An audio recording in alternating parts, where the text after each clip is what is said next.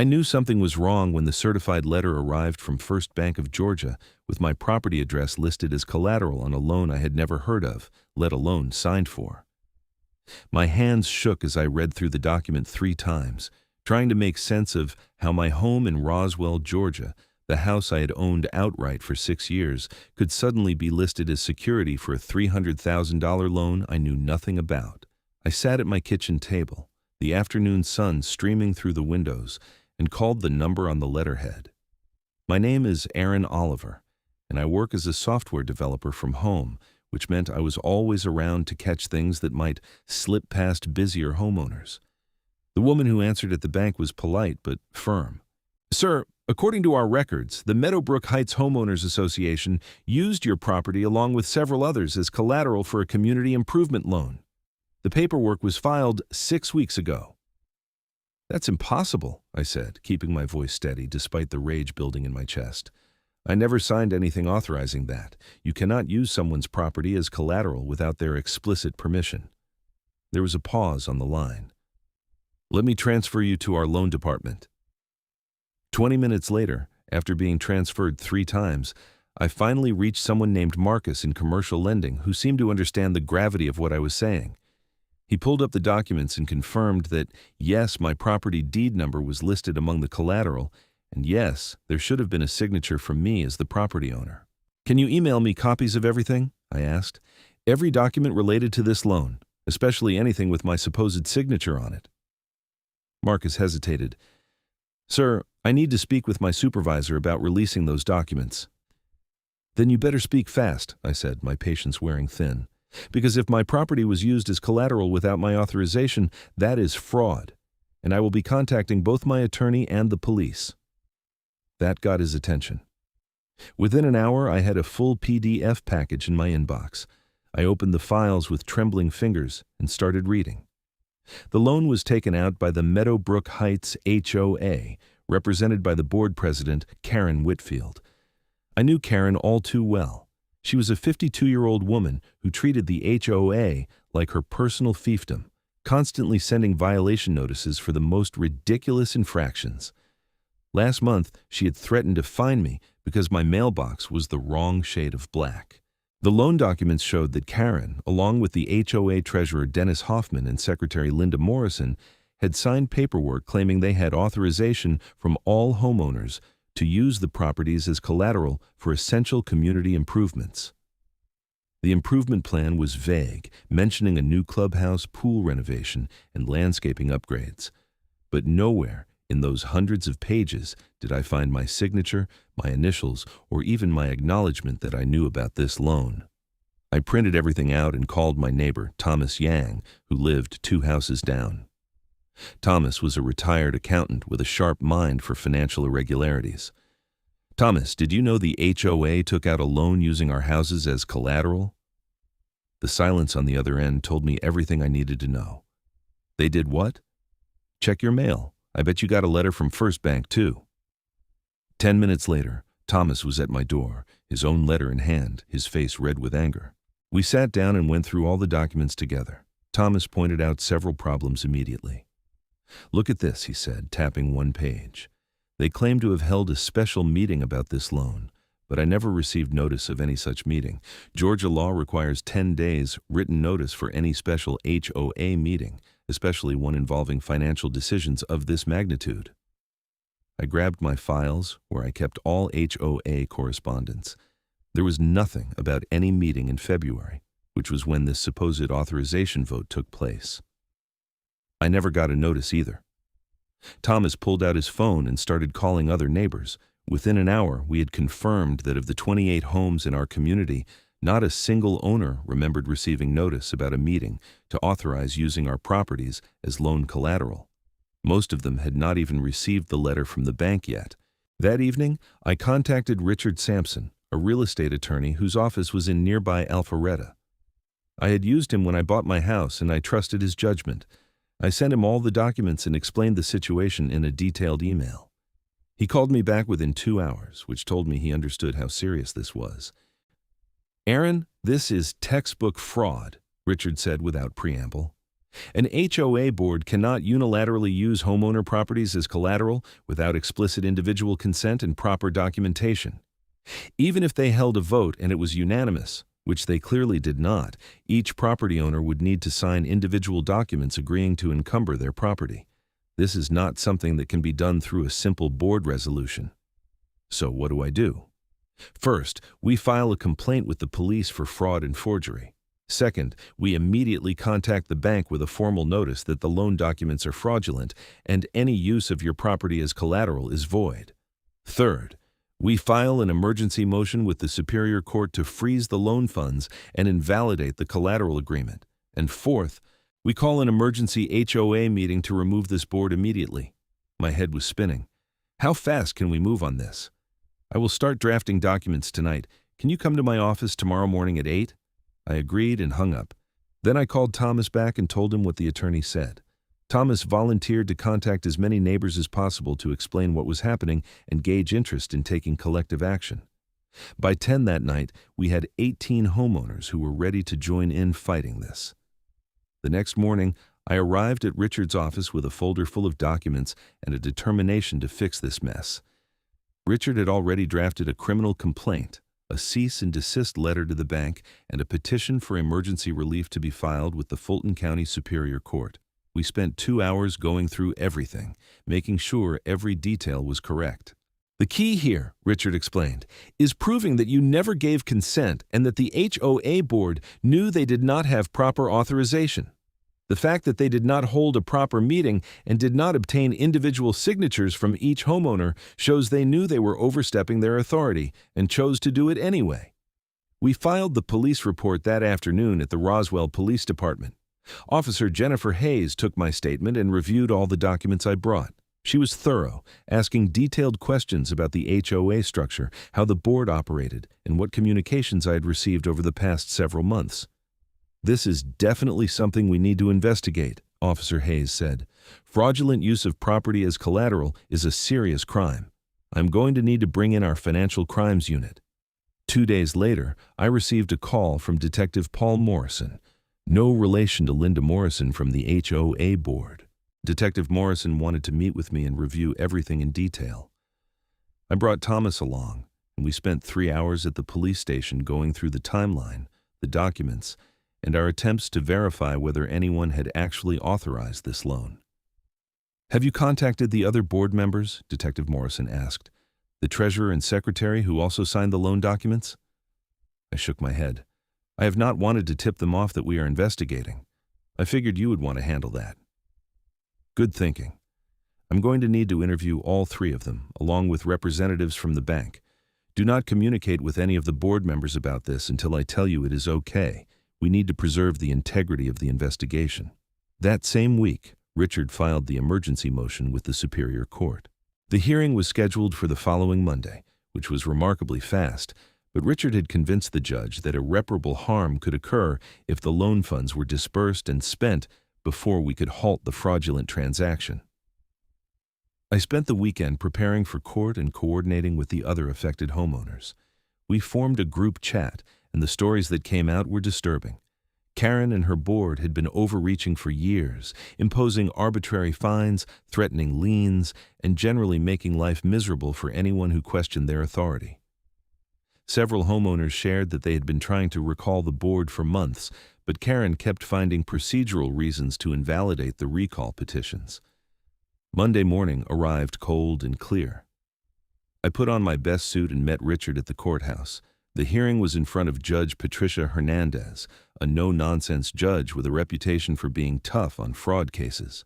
Karen Whitfield was there with her own attorney, a nervous-looking man named Gerald Foster, who kept shuffling papers and whispering urgently to his client. The bank also sent a representative, their senior counsel Margaret Chen, who looked extremely unhappy to be there. That gave me hope. If the bank was worried, it meant they recognized they might have a problem. Judge Hernandez called the hearing to order and asked Richard to present his case. Richard laid it out methodically, showing the loan documents, demonstrating the lack of proper meeting notices, highlighting the absence of individual homeowner signatures, and presenting affidavits from 18 homeowners stating they never authorized the use of their properties as collateral. Your Honor, Richard concluded, this is a clear case of unauthorized use of private property. The HOA board had no legal authority to encumber these properties, and the bank should have known that additional documentation was required. We are asking the court to void the collateral agreement, freeze any loan funds, and order a full investigation into how this occurred. Judge Hernandez turned to Gerald Foster. Counselor, how does your client explain the lack of individual homeowner consent? Gerald stood up, looking uncomfortable. Your Honor, the HOA bylaws give the board broad authority to make financial decisions for the community. My client believed this authority extended to securing financing for community improvements. Did your client obtain signatures from individual property owners? The judge asked sharply. Well, no, Your Honor, but did your client hold a properly noticed meeting to vote on this action? Gerald looked at Karen, who shook her head slightly. There may have been some procedural irregularities with the notice, Your Honor, but the intent was to benefit the community. Judge Hernandez was not having it. Intent is irrelevant when you are dealing with property rights. Ms. Chen, does the bank have anything to add? Margaret Chen stood gracefully. Your Honor, if the proper authorization was not obtained from individual property owners, First Bank would not have approved this loan. We relied on representations from the HOA board that all legal requirements had been met. If those representations were false, we have been defrauded as well. That was the moment I knew we were going to win. The bank was throwing Karen under the bus, which meant they saw the writing on the wall. Judge Hernandez reviewed the documents in front of her for what felt like an eternity. Finally, she looked up. I am granting the emergency motion. The collateral agreement using individual homeowner properties is hereby voided. The bank is ordered to freeze all funds from this loan pending a full investigation. I am also ordering that the HOA board be suspended from any financial decision-making authority pending resolution of this matter.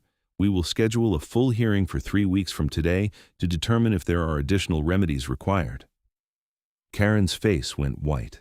Gerald tried to object, but the judge cut him off with a wave of her hand. This hearing is adjourned. Outside the courtroom, Richard shook my hand. That went better than I hoped. The judge clearly saw this for what it was. What happens now? I asked. Now we wait for the police investigation to conclude, and we work on permanently removing that board. You should also start the process of calling for a special homeowner meeting to elect new board members. Margaret Chen approached us before we left the courthouse. Mr. Oliver, I want to apologize on behalf of First Bank. We should have been more thorough in verifying the authorization for this loan. We will be cooperating fully with the police investigation, and I can assure you the bank will not pursue any claims against your property. I nodded, appreciating her directness. Thank you. I hope you will also be looking at your internal processes to make sure this does not happen to other people. We absolutely will be. The next few weeks were a whirlwind. Detective Morrison interviewed Karen, Dennis, and Linda separately. According to Thomas, who had a friend in the police department, their stories did not match up. Karen claimed she thought she had authority under the bylaws. Dennis claimed he was just following Karen's lead and assumed she had checked with an attorney. Linda claimed she had expressed concerns about the lack of individual signatures, but was told by Karen that it was not necessary. The detective also discovered that Karen had a personal financial incentive in the loan. The contract for the clubhouse renovation had been awarded to a construction company owned by Karen's brother-in-law, and Karen stood to receive a 10% consulting fee from the contractor. That detail transformed this from a case of overzealous board authority into outright corruption and self-dealing. I used the HOA bylaws to call for a special meeting to recall the board and elect new officers. Georgia law allowed for this with a petition signed by 20% of homeowners. We had 65% sign within 48 hours. The meeting was set for a Saturday afternoon at the community clubhouse, the same facility Karen had wanted to renovate with our fraudulently obtained money. The turnout was massive. 25 of the 28 homeowners showed up, along with Richard, who attended as my attorney, and Detective Morrison, who wanted to observe. Karen tried to run the meeting, but I immediately called a point of order. According to the court order, you are suspended from any official HOA duties, I said, standing up and addressing the room. "This meeting will be run according to Robert's Rules of Order, and I am calling for an immediate vote to recall the current board." Karen's face flushed red. "You cannot just take over a meeting." "Actually, I can," I interrupted. "The bylaws state that any homeowner can call a special meeting with sufficient petition signatures, which I have, and the court has suspended your authority, so please sit down." The room was dead silent. Dead. Karen looked around for support but found none. She sat down, her mouth pressed into a thin line. We voted. The recall was unanimous minus 3 votes, which I assumed were Karen, Dennis, and Linda voting for themselves. Then we held nominations for a new board. Thomas was elected president. A woman named Sarah Chen, who worked as a project manager at a tech company, was elected treasurer. And a retired teacher named Robert Davis was elected secretary. All 3 were level-headed people with no interest in power trips or petty enforcement.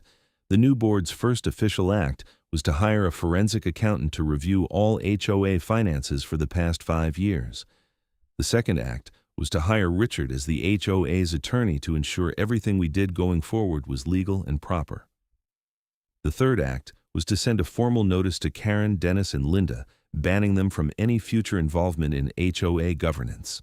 2 weeks after that, Detective Morrison called to tell me that the district attorney was filing charges.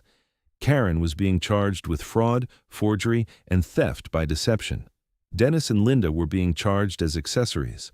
The charges carried potential prison time, not just fines. The criminal trial took place 4 months later. I attended every day, wanting to see justice served. The prosecution laid out the case methodically. They showed how Karen had orchestrated the entire scheme, how she had forged documents claiming homeowner authorization, how she had personally profited through the construction contract arrangement with her brother-in-law, and how she had tried to cover it up when questions started being asked.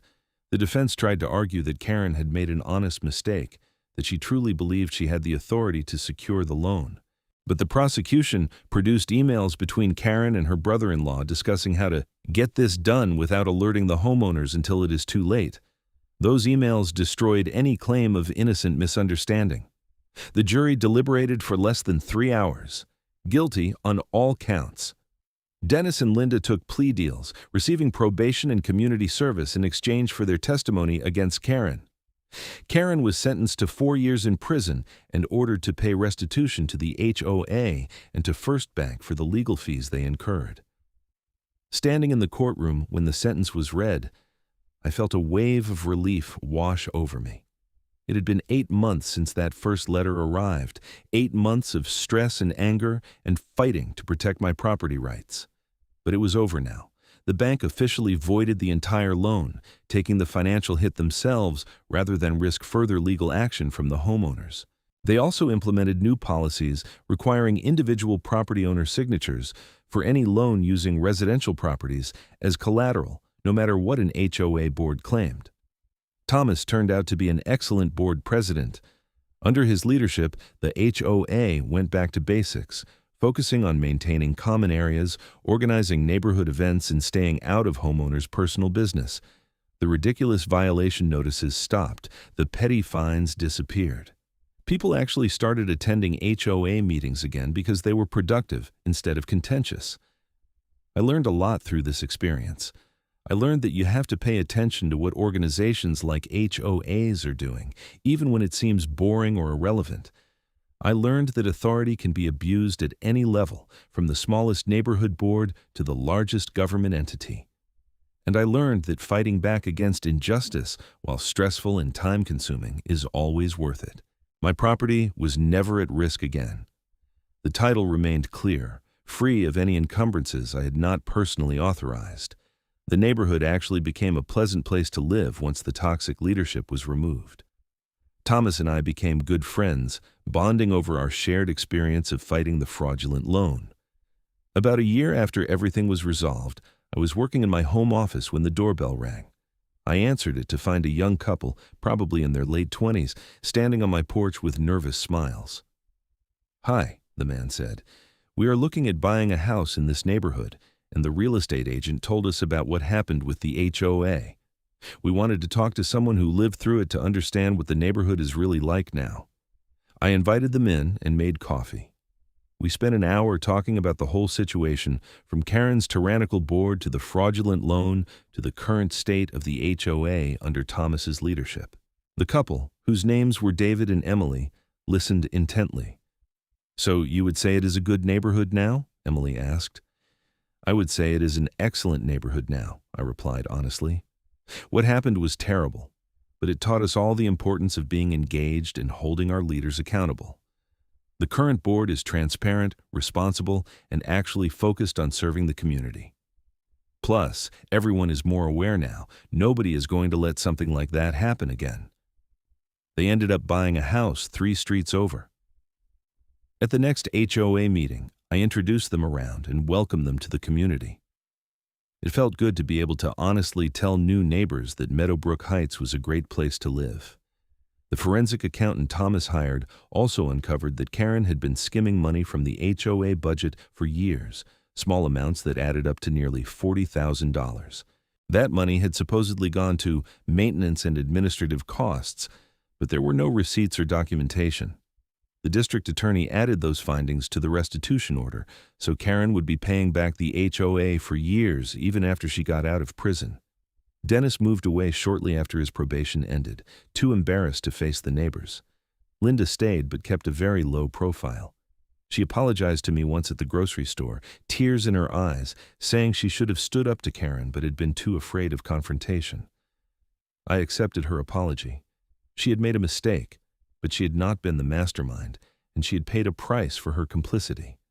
The legal fees from the whole ordeal were substantial, but the HOA's insurance covered most of them under the directors' and officers' liability policy. The insurance company then sued Karen personally to recover what they paid out, adding to her already crushing financial burden. It was a harsh reminder that actions have consequences, especially when those actions involve fraud and betraying people's trust. I also learned more about HOA law than I ever wanted to know. Richard had walked me through the entire legal framework during our many meetings. In Georgia, HOAs are governed by the Georgia Property Owners Association Act, which sets strict rules about how boards can operate, what authority they have, and what rights homeowners retain. The key principle is that an HOA is a creature of contract, the governing documents, which means the board can only do what those documents explicitly allow. And no governing documents allow a board to unilaterally encumber individual properties without consent. Richard explained that what Karen did was shocking, not just because it was illegal, but because it was so obviously illegal that any competent attorney would have immediately told her she could not do it. That is why the prosecution focused so heavily on the emails showing Karen knew she was operating in a gray area at best. She had not consulted an attorney precisely because she knew an attorney would tell her no.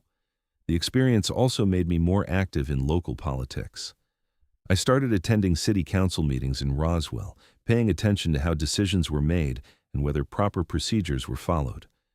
I joined a local good government group that focused on transparency and accountability.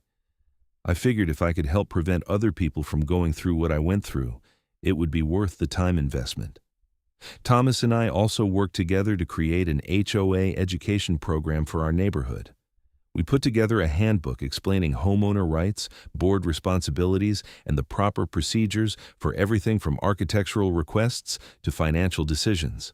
We held quarterly meetings where homeowners could ask questions and learn more about how the HOA functioned. The goal was to ensure everyone understood their rights so nobody could take advantage of ignorance again. The clubhouse that Karen had wanted to renovate with the fraudulent loan money did eventually get updated, but we did it the right way. The new board got multiple bids, held properly noticed meetings to discuss the options, took a vote of all homeowners, and then financed it through a special assessment that everyone agreed to in advance. The process took longer than if a board could just unilaterally make decisions, but everyone felt good about it because it was transparent and democratic. I still have the original letter from First Bank framed in my office, not because I am proud of having gone through that ordeal, but because it reminds me to stay vigilant. It reminds me that nobody will protect your rights except you. It reminds me that comfortable assumptions can be dangerous, and that trust must be balanced with verification. About 2 years after the verdict, I was at a neighborhood barbecue when a newcomer asked me about the infamous HOA scandal. By then, it had become almost legendary in Roswell, a cautionary tale told by real estate agents and attorney offices and neighbors warning each other about HOA overreach. "What was it like when you first found out?" the neighbor asked. I thought about it for a moment. It was terrifying. My home is my biggest asset, my security, my safe place. To find out that someone had tried to put it at risk without even telling me, let alone asking my permission, it felt like a violation. But it also made me realize how important it is to pay attention, to ask questions, to not just assume that people in positions of authority are acting in your best interest. The neighbor nodded slowly. "Do you think Karen thought she was doing the right thing?" That was a question I had asked myself many times. Honestly, I think she started out thinking she was improving the neighborhood, but somewhere along the way, it became about her power, her vision, her control.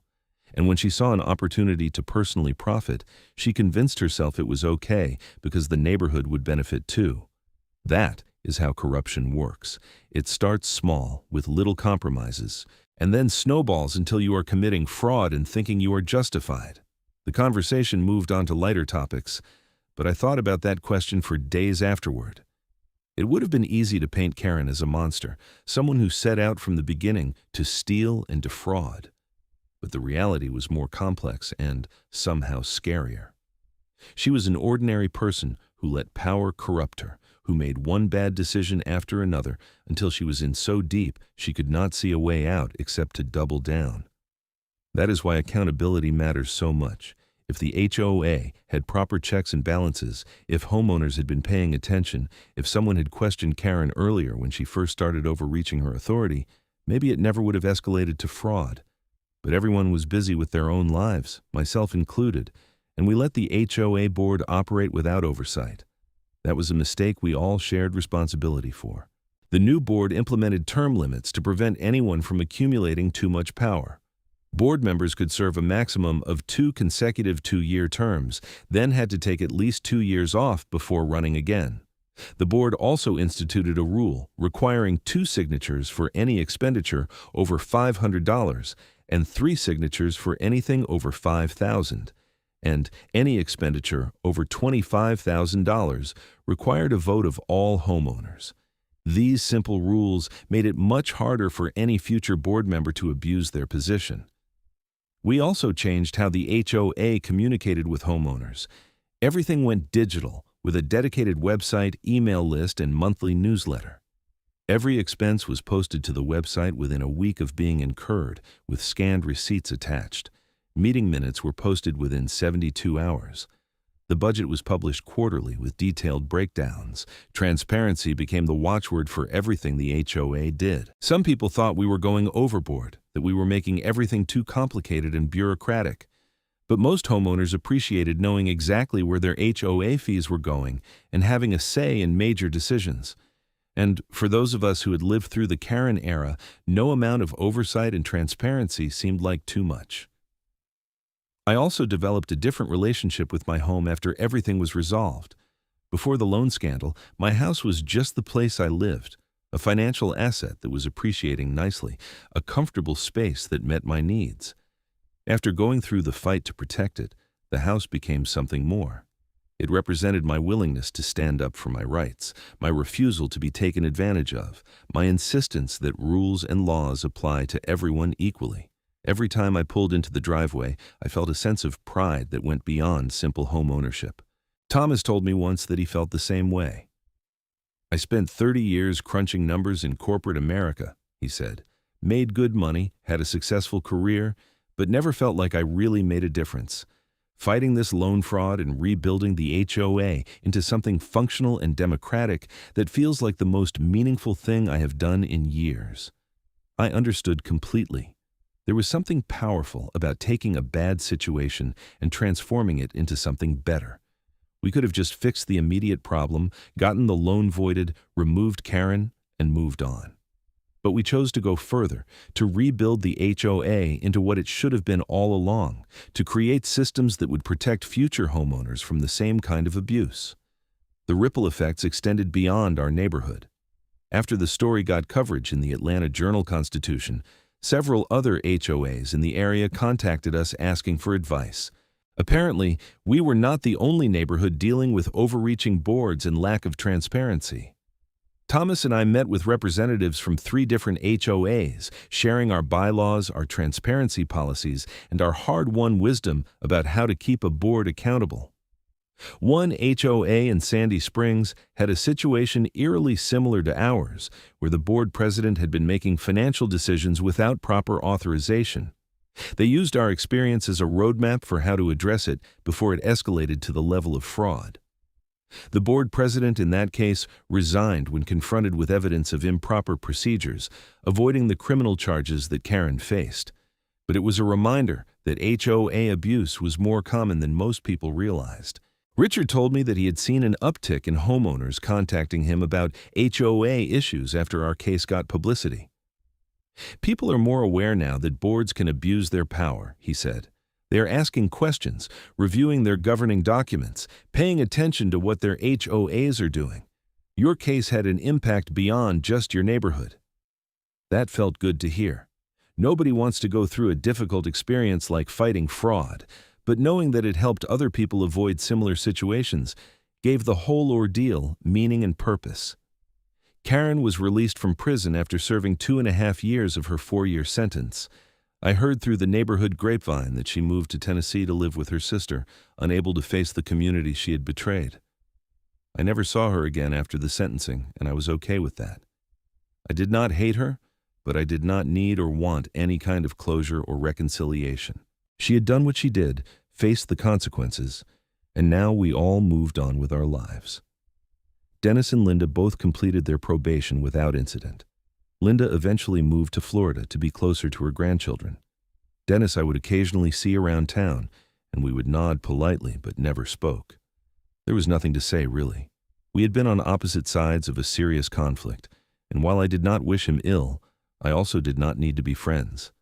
The HOA continued to function smoothly under Thomas's leadership and then under subsequent boards elected after his term limits were up. The neighborhood became known as one of the better-run communities in Roswell, which helped property values and made it easier for homeowners to sell when they needed to. The real estate agents started using transparent HOA governance as a selling point in their listings. I stayed in my house, comfortable and secure in the knowledge that my property rights were protected. I kept attending HOA meetings, staying informed and engaged. I maintained my involvement in local government and the Good Government Advocacy Group. The experience had changed me, made me more aware of how important civic participation was at every level. Years later, I would sometimes get calls from reporters doing follow-up stories on HOA fraud or from researchers studying neighborhood governance. I always made time to talk to them, to share the lessons I learned, to emphasize the importance of transparency and accountability. If my experience could help educate others and prevent similar situations, then all the stress and frustration had been worthwhile. The most important lesson I took away from the whole experience was this: your rights only exist if you are willing to defend them. Laws and rules and bylaws are just words on paper unless people are willing to enforce them. When Karen used my property as collateral without permission, she was counting on me and the other homeowners not fighting back. She thought we would either not find out or not care enough to take action. She was wrong. Fighting back was not easy. It took time, money, stress, and energy that I would rather have spent on other things. There were moments when I wondered if it was worth it, if I should just accept the situation and move on. But every time I had those thoughts, I remembered that my home was at stake, my financial security was at risk, and if I did not stand up for myself, who would? I also learned that you do not have to fight alone. Building a coalition with Thomas and the other homeowners made everything easier and more effective. We supported each other, shared information, divided up tasks, and presented a united front. Karen might have been able to steamroll 1 or 2 homeowners questioning her authority, but she could not withstand 20 people demanding answers and accountability. The legal system worked the way it was supposed to work in this case. The police took the complaint seriously, investigated thoroughly, and gathered evidence. The district attorney prosecuted aggressively and secured a conviction. The judge understood the seriousness of the fraud and imposed an appropriate sentence. The civil courts provided emergency relief when we needed it. None of that was guaranteed, but it showed that the system can work when you engage with it properly and have good legal representation. Having Richard as my attorney was crucial. I could not have navigated the legal complexities on my own, and trying to do so might have resulted in procedural mistakes that undermined the case. The money I spent on legal fees was worth every penny because it meant the case was handled correctly from the beginning. That is another lesson. Do not cheap out on legal representation when important rights are at stake. The story also highlighted how important it is to keep good records. The fact that I had kept every piece of HOA correspondence, every violation notice, every financial statement meant I could quickly prove that I had never been notified about the loan or any meeting to discuss it. If I had just thrown those papers away, it would have been much harder to build a case. Now I keep even better records, scanning everything to digital files that are backed up and easily searchable. I think about what might have happened if I had not been home that day when the certified letter arrived. What if I had been traveling for work or on vacation? The letter might have been returned to the bank, and I might have never known about the loan until the HOA defaulted or until something went wrong. By then, fixing the problem would have been much more complicated. It was pure chance that I caught it early, which shows how easily these things can slip past people. That is why the transparency and communication reforms we implemented in the HOA were so important. Homeowners should not have to rely on catching a piece of mail to know what major financial decisions are being made. Everything should be communicated proactively, clearly, and repeatedly. The default should be over-communication, not secrecy. Looking back on everything now, several years later, I feel grateful despite the difficulty of the experience. Grateful that I caught the fraud before it caused permanent damage. Grateful that I had the resources to fight back effectively. Grateful for neighbors like Thomas who were willing to stand with me. Grateful for professionals like Richard and Detective Morrison who took the situation seriously. And grateful that the legal system ultimately delivered justice. My life returned to normal, or rather to a new normal where I was more engaged and aware than I had been before. I went back to focusing on my work, my hobbies, my friends and family. But I carried the lessons from the HOA fraud with me, applying them to other areas of my life. Question authority. Verify trust. Stay informed. Keep good records. Stand up for your rights. Build coalitions. These principles served me well in many contexts beyond neighborhood governance. The house itself remained my sanctuary, my comfortable space, my home in the fullest sense of that word. But now it also represented something more, a testament to the importance of fighting for what is right and refusing to be victimized by those who abuse power. Every time I turned onto my street and saw my house at the end of the cul-de-sac, I remembered that I had protected it, that I had stood up when it mattered, that I had made a difference, and that, in the end, was what made the whole difficult experience worthwhile. The knowledge that when my rights were threatened, I did not back down. I fought back, and I won. The loan was voided, my property was protected, justice was served, and the neighborhood was better for it. That is not a bad outcome for what started as a terrifying certified letter on an otherwise ordinary afternoon. The community continued to thrive under good governance. New families moved in, attracted by the transparent HOA and the friendly neighborhood atmosphere. Longtime residents stayed, no longer dealing with petty enforcement actions and arbitrary fines. The common areas were well maintained, but not obsessively micromanaged. People actually used the clubhouse and the pool because they felt like they belonged there, not like they were guests in Karen's personal kingdom. Thomas eventually stepped down as board president when his term limits were up, and a younger homeowner named Anthony Palmer took over. Anthony had a background in nonprofit management and brought fresh ideas while maintaining the transparency and accountability standards we had established. The transition was smooth, which showed that we had built something sustainable, not just a reaction to one bad board. I served on the board myself for one term as secretary, wanting to contribute directly to keeping the HOA functional. It was less exciting than fighting fraud, mostly just taking minutes at meetings and managing communications. But it was important work. It gave me even more appreciation for what good board members do and how much effort goes into running an HOA properly. During my term, we updated the governing documents to explicitly prohibit using homeowner properties as collateral for any loan without individual written consent from each affected property owner. We also added provisions requiring the HOA to carry proper insurance, to have regular independent audits, and to provide homeowners with detailed financial reports. These changes were approved unanimously by the homeowners, everyone understanding why they were necessary. The neighborhood also started holding annual picnics and holiday parties that were genuinely enjoyable community events rather than forced affairs where everyone felt obligated to show up and pretend to have fun. When your HOA is not run by someone on a power trip, it turns out people actually like their neighbors and enjoy spending time together. The sense of community strengthened, which made the neighborhood even more desirable and valuable. I watched all of this unfold with a sense of satisfaction and pride. None of it would have happened if we had not fought back against the fraudulent loan. That one act of standing up for our rights had created ripples that transformed the entire community for the better. It was a powerful reminder that individual action matters, that speaking up makes a difference, that fighting injustice is never a waste of time.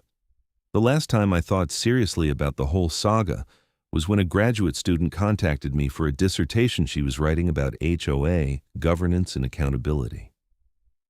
We talked for over an hour about what happened, why it happened, how we responded, and what lessons could be drawn from the experience.